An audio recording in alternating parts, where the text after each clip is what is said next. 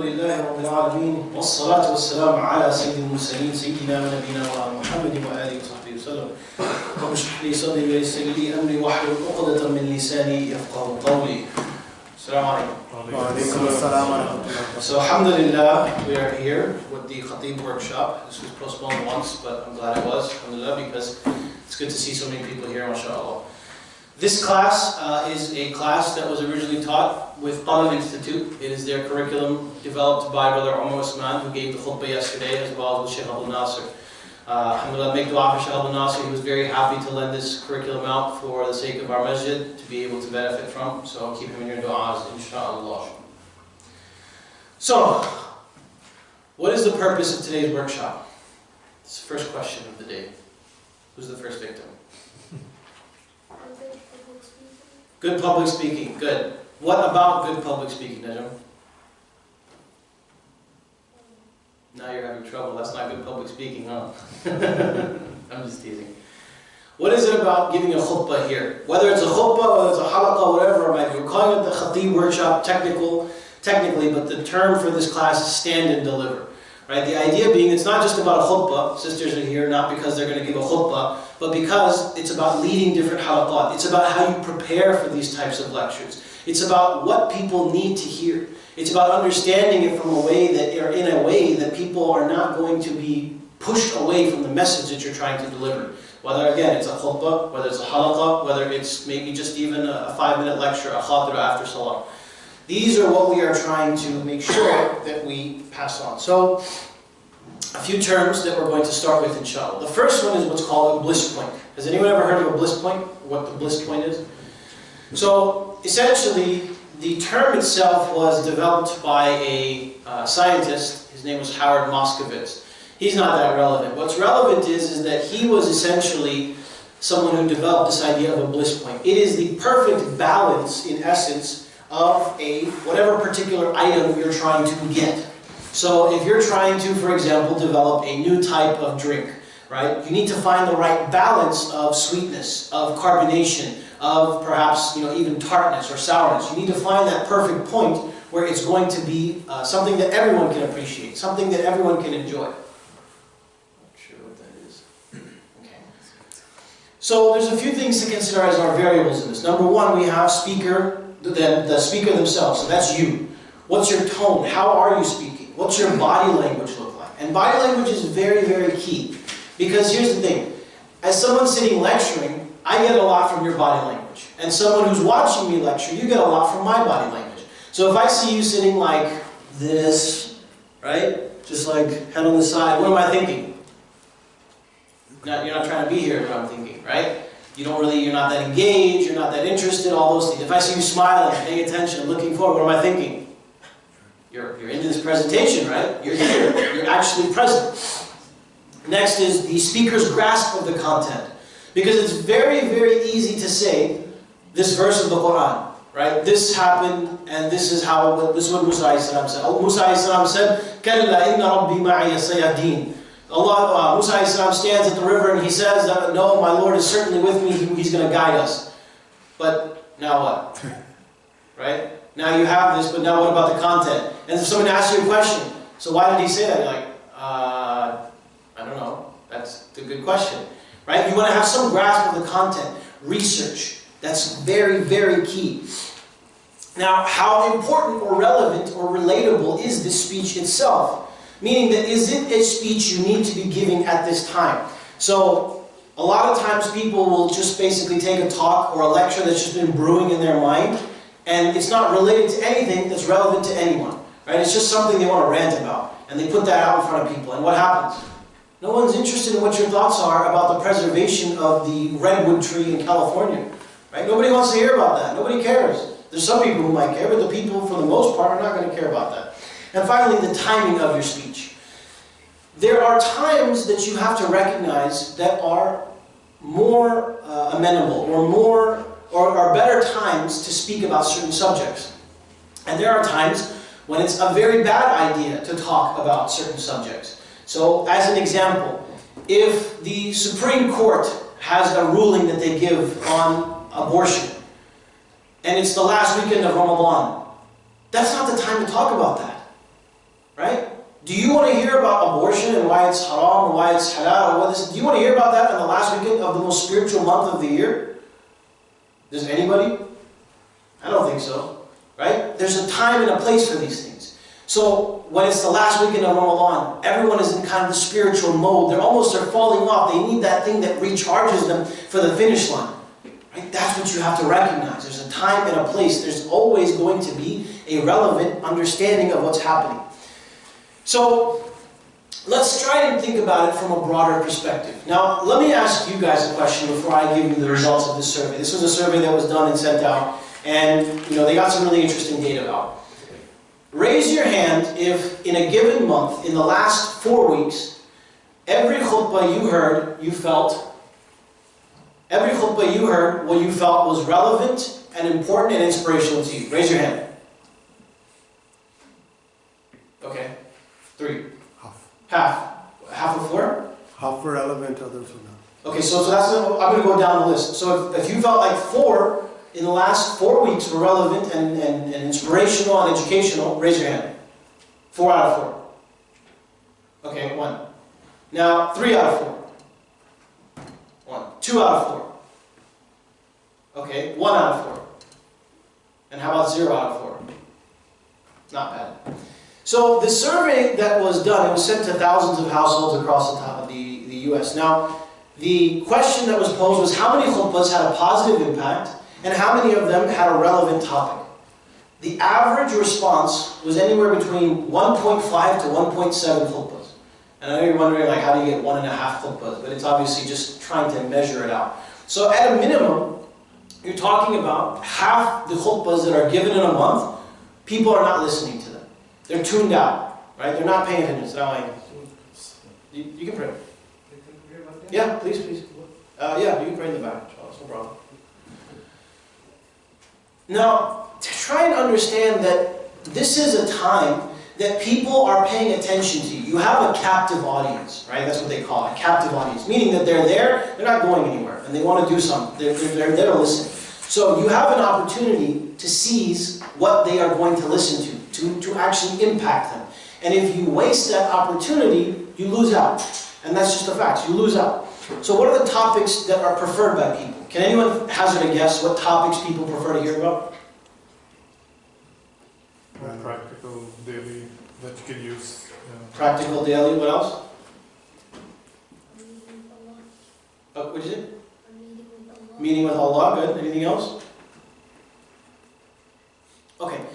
The topic that was most preferred by people was actually not even a topic. They said that we just want a khateeb that's well prepared and has a meaningful message. Just well prepared. He knows what he's talking about. He knows that what he's saying is not going to push people away from Islam, and it's relevant, it's meaningful to people. Okay? You have to, the broader point overall here is that you need to know your audience. Okay? So there's some variables now that we're going to go into. So number 1, what is your purpose in giving this talk, this khutbah, this lecture, whatever it might be? What is your purpose? Do you want to reach out to people who don't come to the masjid? Do you want to unite the community? Do you want to remind people of the akhirah? Do you want to talk about issues that are relevant to the daily life of a person? Soften people's hearts towards Islam. What's your purpose behind giving this khutbah? And it's an extremely important question. It is the first question that you have to ask yourself when you begin preparing for any kind of lecture. What is my purpose? And what we have to recognize, first and foremost, is that any and every time we go into a khutbah, or a lecture, or a halaqah, whatever it is, our purpose needs to be one thing and one thing alone. Serving the people. What we have to understand about being in this position of speaking to people, talking to them about Islam, them listening to us, this is a responsibility. Right? Allah has selected us in whatever position we might be. And it seems like that's blowing it out of proportion. But that's the truth. If you are in such a position, it is because Allah subhanahu wa ta'ala has chosen you to be in that position. Now, if somebody comes to me and says, I choose you to be the new director of our company, and I just decide to take that position, right? Now, do I have a responsibility? Yes, I have twofold. Number 1, I have a responsibility to do what the job entails, right? Do the work, finish, talk to the people I need to talk to, send messages, emails, all that stuff. But secondly, I have a responsibility to live up to the person who picked me. The person chose me, right? So now what do I need to do? I need to live up to the expectations that they had when they selected me. Because when they said, Taha, I want you to run my company, right? It wasn't just out of nowhere, the blue, they decided, eeny, meeny, miny, mo, Taha, right? It was, Taha, you're going to do it. Just the same, Allah subhanahu wa ta'ala has chosen you to do this. That means that you need to understand why you're in this position. And that position is, as the Prophet ﷺ told us, Sayyid al-Qawmi khadimun, or Sayyid al-Nasi khadimun. The leader of a people, the leader of people is their servant. When you are in such a position, you are not there, and that's what society tells us, is now you have prestige, now you have a higher salary, now you have honor. No. Being on the minbar, standing and giving a lecture, whatever it might be, sitting and giving a lecture, this is something that Allah has chosen you for. It's a responsibility, and it's not something that we take lightly. So that's the first thing. Number two, then you go into your topic. What is it about your topic that you're going to go into? So things to address, there's so many different things, right? You can talk about community and social issues. You can talk about interest, money, and materialism. You can talk about domestic abuse, divorce. Now, here's the thing. This is what I mentioned earlier, right? If you don't have a strong grasp of the topic, what's going to happen? You start talking about domestic abuse and you have no idea what the statistics look like. What's going to happen? You're going to look like a fool, right? You're going to say, I think 70% of women are battered at home. And everyone's like, what? Like, that's not the case. Or I think 99% of men get abused. It's like, where is this coming from? Whose statistics are these? No one's going to find you credible. So, other things, rights of spouses, anger management. What are some bad topics to talk about in a lecture or a khutbah where people are just there because they either are supposed to be there or they are seeking some sort of inspiration? What's a bad topic? Can anyone think of something they've heard that's a bad topic? No?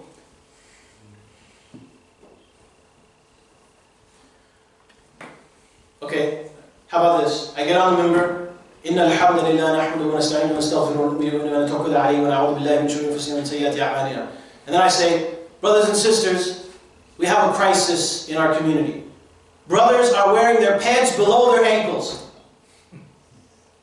Is that a good topic? No. I'm about to go into half an hour about why men should not be wearing their pants below their ankles. Raise your hand if you're interested in hearing about that. Okay, how about this? Brothers and sisters, it is prohibited to remove eyebrow hair. Who's interested? Najim?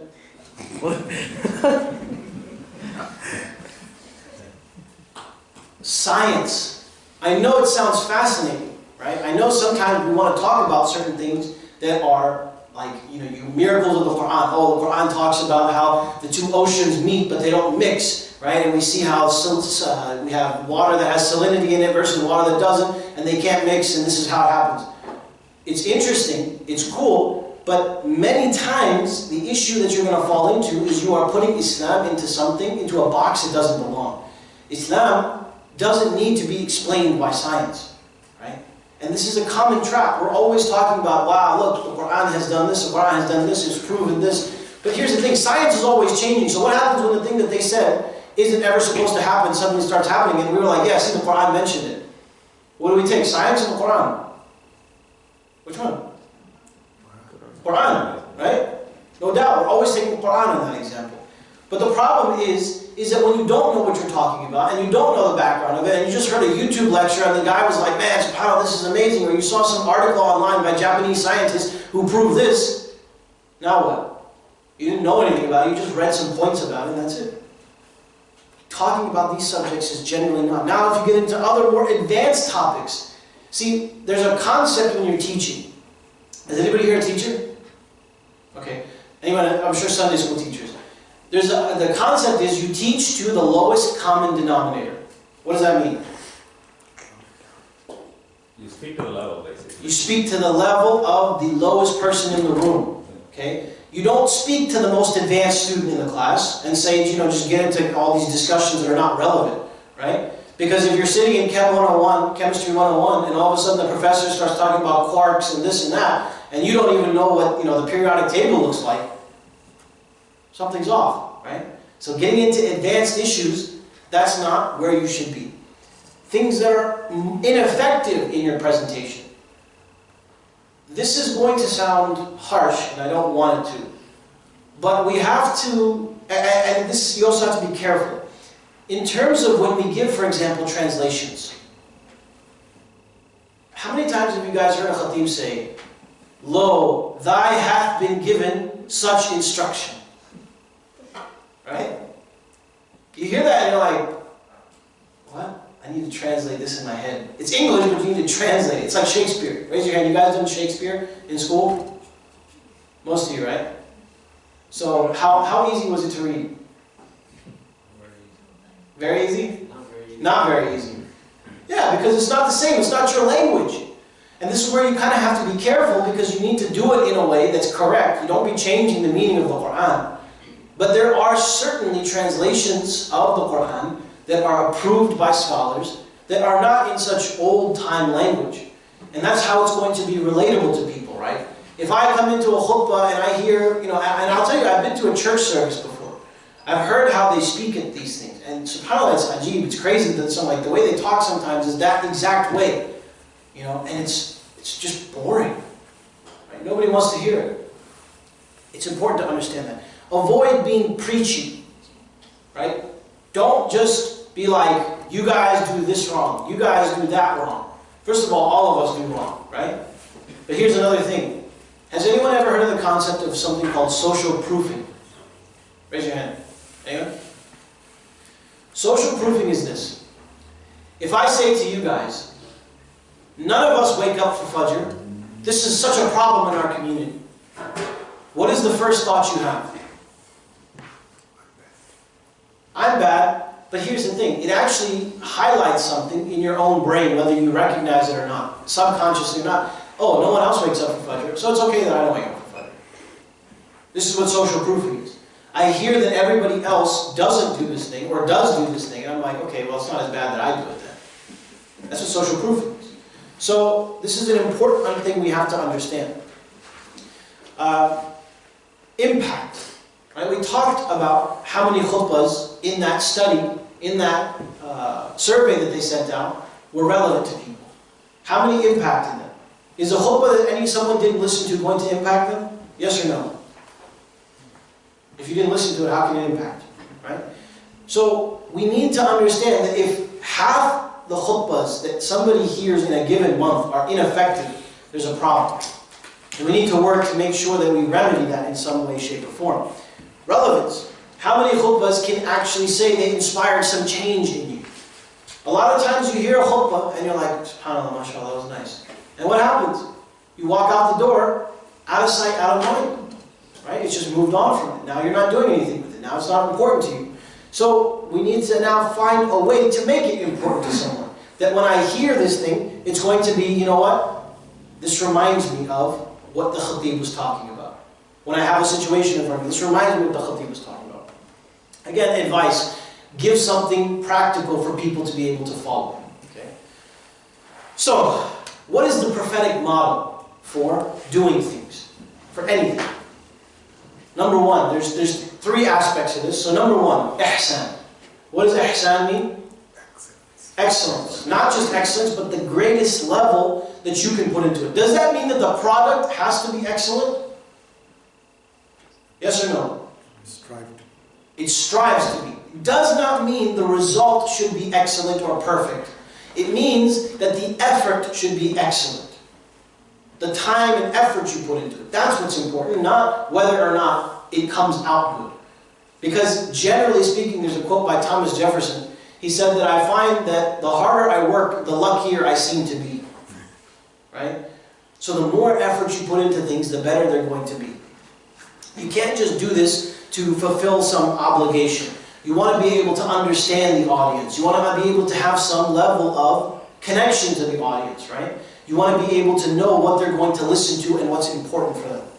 Number two, ease. The Prophet ﷺ said, Yassiru wa la tu'assiru. Make things easy for people and don't make it difficult. right? For example, here's a funny example. Some of the kids will like this. The Prophet ﷺ, he used to send his companions to lead salah in different masjids, right? And these were masjids that were nearby Masjid Nabawi, or a little bit further away. And so, one time, this man, he was a laborer, so he came and joined salah in one of these masjids. And who was leading was Mu'adh ibn Jabal. Right? Mu'adh ibn Jabal, the companion of the Prophet ﷺ. So he's leading Isha. Now this man joins Isha, and he's standing, and standing, and standing. And the narration says, so then he broke his salah, and he went to the Prophet ﷺ. He left salah, he walked out of Isha, and he went to the Prophet ﷺ. And he complained to him. He said, Ya Rasulullah, Mu'adh is making salah really long. And Mu'adh is called to the Prophet ﷺ. The Prophet ﷺ says, أَفَتَّانٌ أَنْتَ يَا Mu'adh? Are you going to be fitna for these people, Mu'adh? What are you doing? Why are you leading this long Surah Baqarah in your Isha? If you want to lead long, then do it on your own time. But when you're leading Isha, keep it short. Right? سَبِّحِ اسْمَ رَبِّكَ الْأَعْلَى. There you go. That's what the Prophet ﷺ told him. Lead from there. Right? The Prophet ﷺ was always concerned with giving people ease. And think about it. Did the Prophet ﷺ tell this man off because he walked out of Isha Salah after he joined? That's a problem, right? Anybody hears that, you're like, what's wrong with this dude? But the man started Isha and walked out. But what did the Prophet ﷺ say to him? Nothing. He went and blamed the person who he put to be responsible for this. Again, highlighting the fact that as someone who is in such a position, you have a responsibility. Concern. The Prophet ﷺ, his way, even Allah subhanahu wa ta'ala mentions that huwa harisun alaykum. He has such concern for you. He is so worried about you. The Prophet ﷺ used to cry at night thinking about us and the problems we would face. Crying, saying, Ummati, ya Ummati, my nation. Thinking of the problems we would face. Islamophobia, you think that wasn't on his mind? You think people calling Muslims names, pushing them away, young Muslims leaving Islam because they don't feel like it connects to them? You think that's not what he was thinking about? He was extremely concerned. And whatever was difficult for him, or whatever was difficult for people, became a problem for him. So, you guys ever had someone, you tell them one of your problems, right? And it's like, oh man, that stinks, and that's it. And like, that's it, right? You're like, oh great, why did I tell this person my problem? And then you have the other person, you tell them your problem, and like, how can I help? What can I do? Is there something that can make this easier for you? Your problem becomes their problem when you tell them about it. That's how the Prophet ﷺ was. So, here's a little comic for us. There is inevitably going to be a very broad swath, a very broad group of people that you're going to be presenting to. Okay? And there are going to be people who take things a certain way and other people who take things a completely different way.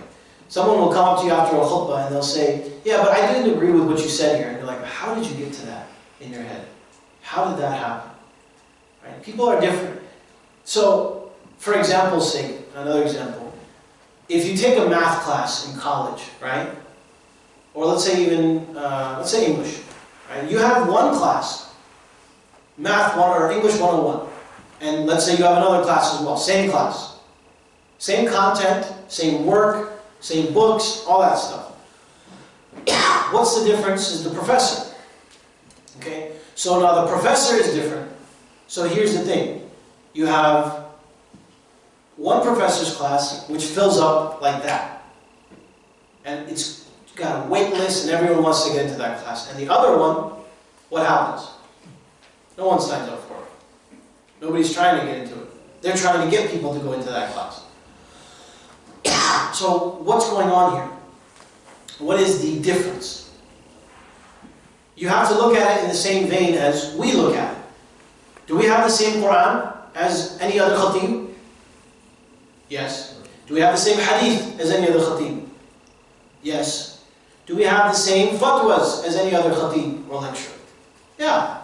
All these things are available and they're the same for every single person. So the content is always the same. But what is the variable that changes? It's not rhetorical. What's the variable that changes? The speaker, right? The speaker is the one who changes. So it's about having this learned skill. And it's about using it and implementing it in a way that is going to communicate to people exactly what you're trying to tell them. This is not just a God-given talent that you have or you don't have. Okay? If I ever told you, and I'll tell you, the first time I remember I ever spoke publicly, all I did was read names off a piece of paper. And I remember I was standing and I was behind a podium. And I was holding onto the podium for dear life. But my leg was going like this. I couldn't control it. But at the same time, it got to a point where with practice, thanks, Gary. With practice, with time, all these things, eventually it got to a point where I was like, okay, I get it. If you guys want to pass this back. You have it? Okay. Understand that the bar is very low. How many khutbahs in a month are people not caring about or not relevant to people? At least? How many? At least 2. So the bar is low. You have an opportunity, whether it's a khutbah or a halaqah, you have an opportunity. So let's understand this from the Quranic perspective, in terms of being able to communicate this. So first, Allah subhanahu wa ta'ala says, يُسَبِّحُ لِلَّهِ مَا فِي السَّمَاوَاتِ وَمَا فِي الْأَرْضِ الْمَلِكُ الْقُدُّوسَ الْعَزِيزُ الْحَكِيمُ.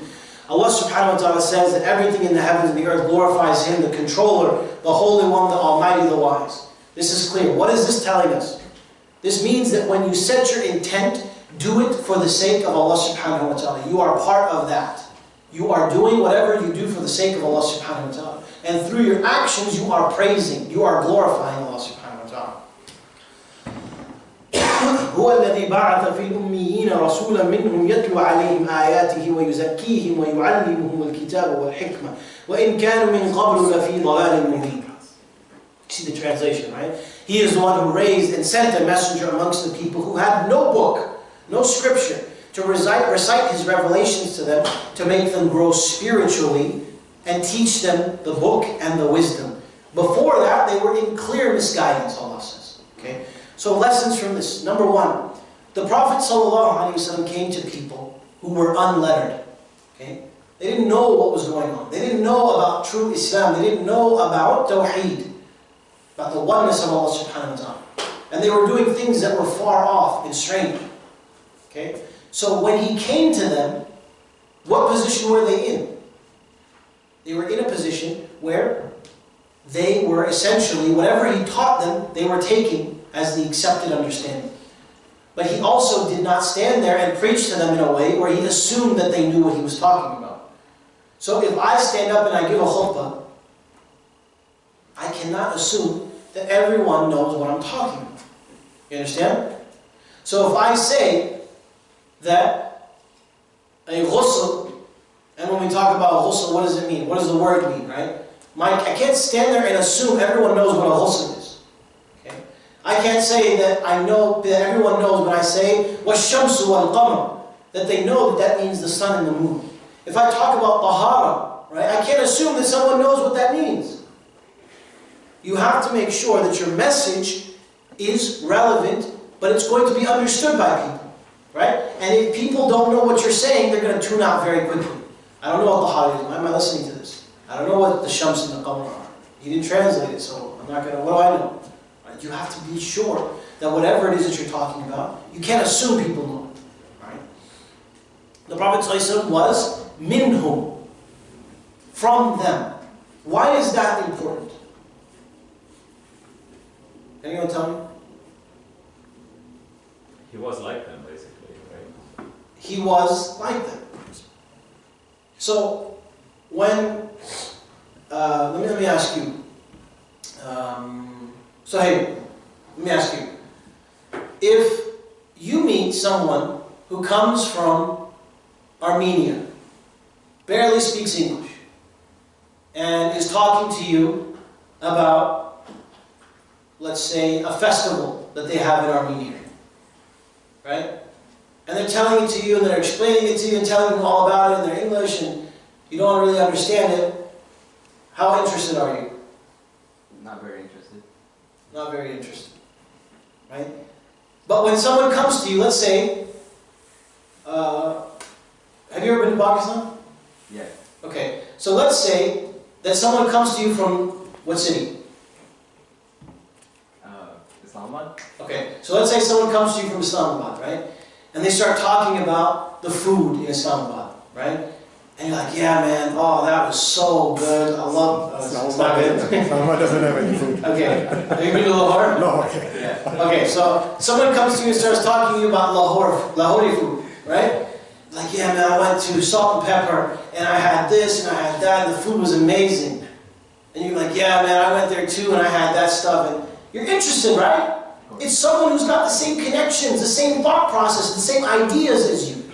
In the same vein, the person who is giving the khutbah, the person who's giving the speech, should be the same. See, clearly, I don't understand Pakistani food. That's why I'm saying Islamabad food was good. So, I can't stand here and talk about that. But if someone comes to you and someone speaks about things that are relevant to you, that are understood by you, you're going to be interested naturally by it. Now, there's an order to what's said here. يَتْلُو عَلَيْهِمْ آيَاتِهِ. First and foremost, what does he do? He recites or gives them or shows them Allah's signs. So, this is for us, helping people connect with Allah subhanahu wa ta'ala, no matter where they're going after Jummah. Okay, they could be going to the club after Jummah. That doesn't matter. What matters is in this moment, they are here. Okay? And we want to help them connect with Allah subhanahu wa ta'ala in their daily life. Number two, وَيُزَكِّيهِمْ. Tazkiyah. This is something spiritual.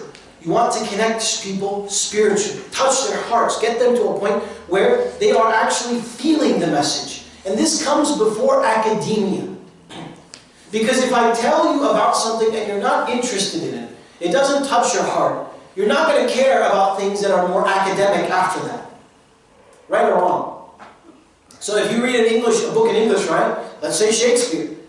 Right? You start reading some Shakespeare and the poetry and the prose and all that stuff doesn't touch you. And then I start telling you, so why do you think he said that? Right? Why do we think he did that way? You're like, I don't care. Right? Again, all about making it something that can connect to people. Number 4, وَيُعَلِّمُهُمُ الْكِتَابَ وَالْحِكْمَةِ. This is, and then finally, وَإِنْ كَانُوا مِنْ قَبْلُ لَفِي ضَلَالٍ مُبِينٍ. Before you, Allah says, they were in clear misguidance. He teaches them the book and the hikmah, his sunnah as we understand it. And then before that, they were in misguidance. Don't worry about where people have been before. Be hopeful that even if they were in error before, even if they were doing things that were wrong before, inshallah, they're going to get to the point where they're on the right path. Inshallah, they're going to get to the point where they're closer to Allah and they don't have to worry about these things. وَآخَرِينَ مِنْهُمْ لَمَّا يَلْحَقُ بِهِمْ وَهُوَ الْعَزِيزُ الْحَكِيمُ. And then he is, to them, this is talking about the Prophet, going back to the last verse, speaking to them and the others who are yet to join them, those who are still coming, meaning us. We have a process in place, okay? And that's what this is kind of highlighting, that there's a process. Those people from before us, they dealt with the same process. Jummah khutbah, right? They had the same thing. ذَلِكَ فَضْلُ اللَّهِ يُؤْتِيهِ مَنْ يَشَاءُ وَاللَّهُ ذُو الْفَضْلِ الْعَظِيمِ. Allah's favor is going upon whoever He wishes, okay? And in terms of being in a leadership position, we have clearly been favored by Allah subhanahu wa ta'ala. You have to understand that. But the test is what we do with that favor. The test is what we do with that position. How we use it. Because remember that Allah can replace us at any time. Allah can replace us in any and every time. Now this verse is interesting.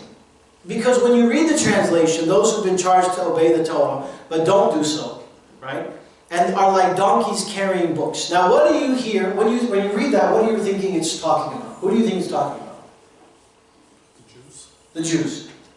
Here's the thing, the scholars have mentioned, this verse is actually talking not just about the Jews, it's talking about their spiritual leaders. What did they do? They put the Torah on their backs and just told them, go, carry it. Pat them on the back and go. Next person. Here you go. Go. There's no explanation. There's no understanding. There's no background. There's no discussion of why do I believe in this. How is this important? Why do I need to be Muslim? Why do I need to believe in Islam? No discussion. They just put it on and go. All right, next one. Put a mark on and go. That's it. And that is, at its core, a type of Islam that is ritualistic in nature. Ritualistic in nature. One of the things you see is many... let me ask you a question. Have you guys ever seen a Christian service where they do speaking in tongues? Speaking in tongues. Tongues. I haven't seen the actual service, but I know about it. Okay, so I went to a funeral for my high school football coach. You guys are gonna be so weirded out by this. But when they do this speaking in tongues, they literally stand up and they just start making nonsense noises. They go, oh, I'm not even kidding. They actually do that in their service. And they say that this Holy Spirit is channeling them. Now, are they thinking? Or are they just doing a ritualistic action? Ritualistic. Ritualistic action. Are they connecting with Allah subhanahu wa ta'ala at a sincere level? Or are they just doing something that the guy told them to do? Same with us. Are we sitting in Jumu'ah because my dad said I have to be here or else I'm going to get the belt? Or am I sitting here because I want to be here? That's the question. Am I sitting here because I understand how important it is to be in Jumu'ah, to attend Jumu'ah, to pray Salah? That's the question. At its core, what this teaches us is that you have to first build in people the capacity to carry the message. Right? Just like if you have a gallon of water in your hands and you want to give it to someone who just has their hands, they can't carry it with their hands. But if they get another gallon, now they're prepared, right? Same way. We have to be able to give them the capacity to fulfill it. Then Allah subhanahu wa ta'ala tells the Prophet ﷺ, call people to the way of Allah subhanahu wa ta'ala bil-hikmah wal-maw'idat al-hasana, with good communication, good teaching, and argue with them, وَجَادِلْهُمْ بِالَّتِي هِيَ أَحْسَنُ. If you're going to argue, and the Prophet ﷺ never argued, you don't say argue here, this translation is a little bit, off for us, but regardless, speak to them if they're gonna come to you and say, what about this? And you respond in kind. What about this? You respond in kind. Don't stand there and use bad adab, right? Don't do it in a way that's bad manners. Do it in a way that's consistent. Do it in a way that's kind, merciful. And Allah subhanahu wa ta'ala knows best. وَهُوَ أَعْلَمُ بِمَنْ ضَلَّ عَنْ سَبِيلِهِ وَهُوَ أَعْلَمُ بِالْمُهْتَدِينَ. This verse is so important. SubhanAllah, this verse hits me hard. Because what this verse is telling us is this. You and I see a kid with tattoos, with a funny haircut, who has piercings, who doesn't wear shorts, who doesn't wear pants that cover his awrah. But guess what Allah sees? Someone who in 10 years will be one of His most devoted worshippers. Someone who, despite having done wrong all their life, has the opportunity and will seize that opportunity to turn towards Him. Allah knows best who is going to come to the right path. And if I stand here and I say, no, that guy, no way. He's never going to be a good Muslim. Not my place. And Allah tells the Prophet ﷺ even, that's not your place either. إِنَّكَ لَا تَحْدِي مَنْ أَحْبَبْتَ. You're not going to guide who you love. وَاللَّهُ أَعْلَمُ بِالْمُهْتَدِينَ. Allah knows who's worthy of this guidance. When we stand and look at the crowd, you and I don't know who's connecting with Allah subhanahu wa ta'ala. But there's always these little signs in people. That's what I've always found. You see the guy who's, just doing whatever, and you're like, man, why is this guy even in the masjid? But guess what? When the Prophet ﷺ's name is mentioned, it's all eyes. Every single time. There's a sister who doesn't wear hijab, and whatever, and people have say awful things about her. But when she comes to the masjid, what's she doing? She's sitting reading Quran. You don't know. But Allah knows. And Allah is going to help that person. You have the opportunity to be a part of that journey. This verse refers to Fir'aun. Okay. This is so important because Fir'aun was what? He was the greatest tyrant who ever lived. Right? Greatest tyrant who ever lived. So how are you going to speak to that person?